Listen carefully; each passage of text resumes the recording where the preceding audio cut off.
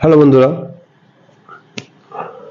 Eternal Dipak sports channel থেকে সবাইকে স্বাগত জানিয়ে আজকে আনোয়ারকে নিয়ে কি সিদ্ধান্ত হয়েছে পিএসসিতে সেটা নিয়ে মোটামুটি একটা ধারণা তোমাদের দেওয়ার চেষ্টা করছি।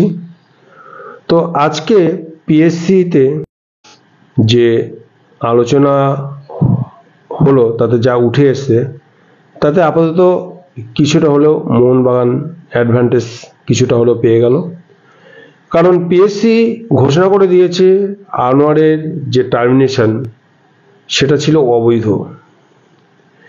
সেক্ষেত্রে আনোয়ারের খেলোয়াড় জীবন এবং ভারতীয় ফুটবলে যাতে ক্ষতি না হয় সেই দিকে নজর রেখে পিএসসি কিন্তু মোহনবাগানকে বলেছে এনওসি দিয়েছে, কিন্তু তাদের যে ক্ষতিপূরণ হলো সেই ক্ষতিপূরণ বাবদ কিছু টাকা কিন্তু দাবি করতে পারে।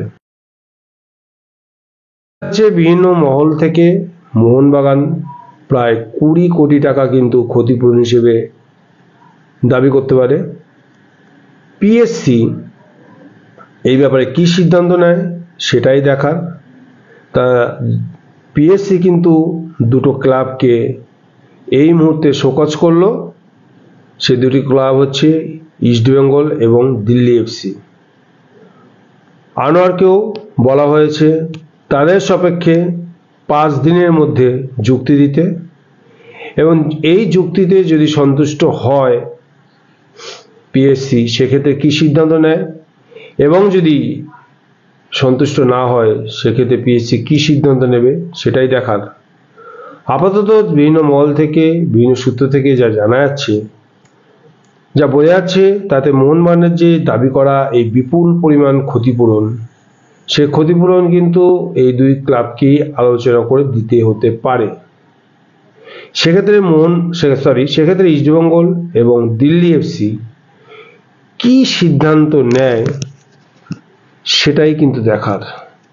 এই বিপুল পরিমাণ অর্থ কোনো ক্লাবই দিতে সাধারণত চাইবে না, আর আনোয়ারের পক্ষেও এত টাকা দেওয়া নিয়ার টু ইম্পসিবল।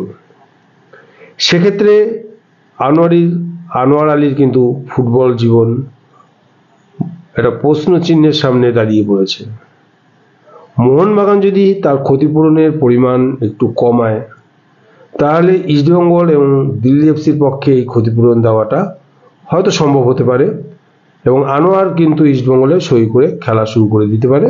তাহলে সব পক্ষই মোটামুটি সামঞ্জস্য রক্ষা করে পরবর্তী ফুটবল যা মরশুম আছে সেটা চালিয়ে যেতে পারে। কিন্তু প্রশ্ন হচ্ছে মোহনবাগান কি এতটা নমনীয় হবে? আনোয়ারকে ছেড়ে দেওয়ার তাদের যে ক্ষতিটা হলো, অত সহজে সেই ক্ষতি কি মেনে নেবে?